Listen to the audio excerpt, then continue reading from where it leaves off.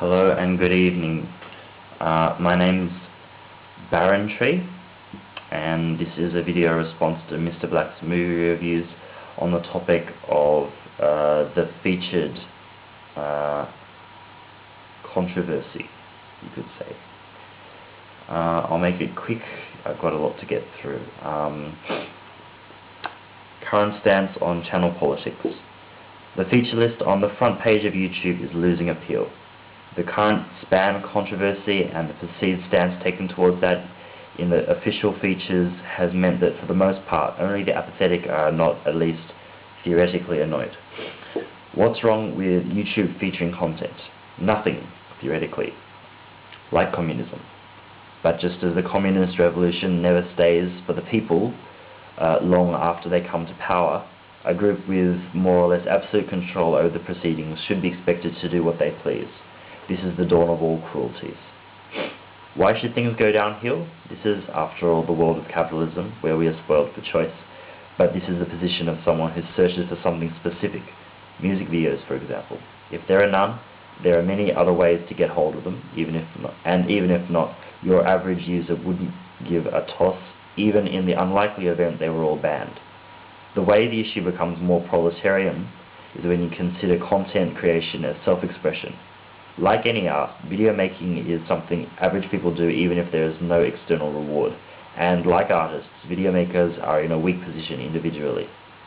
Everyone has their own abilities that they bring to YouTube, but that specifically does not include the ability to change the context in which they express that, like workers who will never enter the bourgeoisie. Now, the reason class structure never lasts the distance within capitalism is because revolution has become imminent. It's what makes the capital so powerful as a conduit for creativity. Finally, to translate into our context, YouTube is a website, but you can make your own if you want to. Websites are born in the wake of missed and missing opportunities. So, like they used to say on Boing Boing, we should treat the featuring system as damaged and root around it. My proposal. I just got some free hosting space, and I'm going to muck around with making a more democratic featuring system.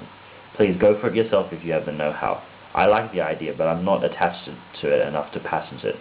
Rather, I'd like to tell you what I think the best way to do it is.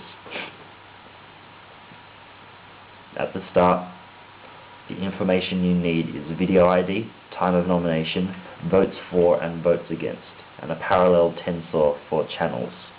Voting systems need the ability to limit ballot stuffing, but requiring login is either arbitrary or an invasion of privacy. Instead, include some special text in, say, the movies field of your YouTube profile, and you would only have to supply your username to vote on the third-party website, and as securely as YouTube itself. Without specific interference in the featuring system, the rhythm of featuring could be controlled in three ways: time, threshold, or a combination of the two. Time-based could be as simple as top 1 every hour, or top 3 every 12 hours.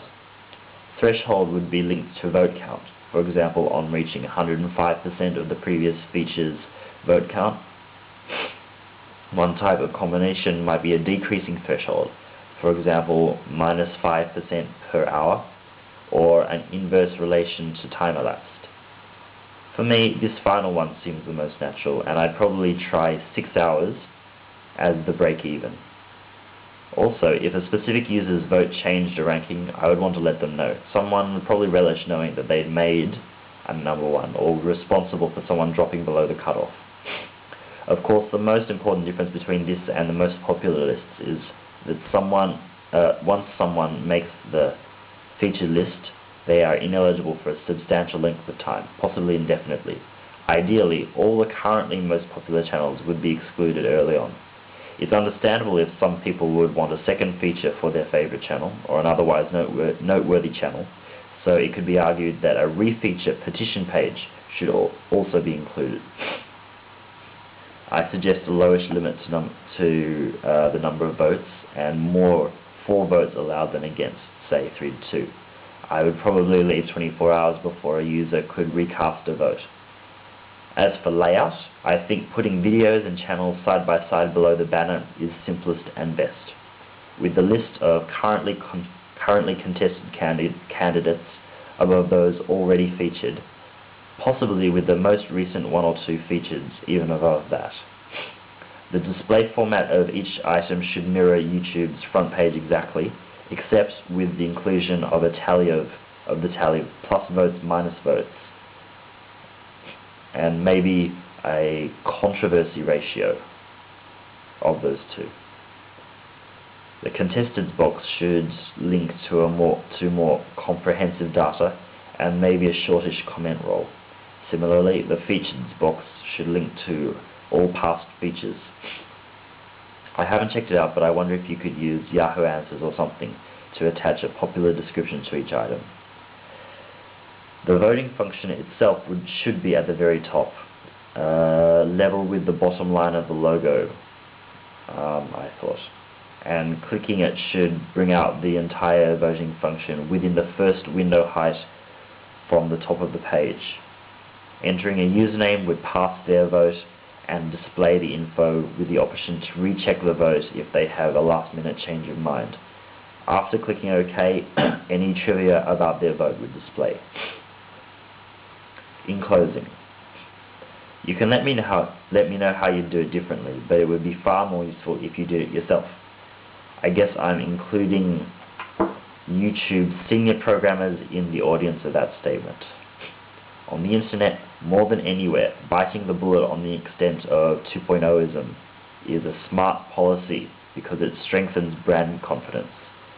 Though content producers are a decided minority, they are the ones who generate renown, the rarest and most valuable association. They are the natives. They are what YouTube produces. And if they don't like the system, they will emigrate when something comes along which gives them what they do like. If there is not strong progressive policy, then the natives will get surly. This alone is incontrovertible. Recent layout and gadget fine-tuning is as if sugarcoating the issues users do feel strongly about, and the effect of that was similarly short-lived. A strong answer is needed on the issue of the front page. Thank you. Yep, that's it. Okay, goodbye.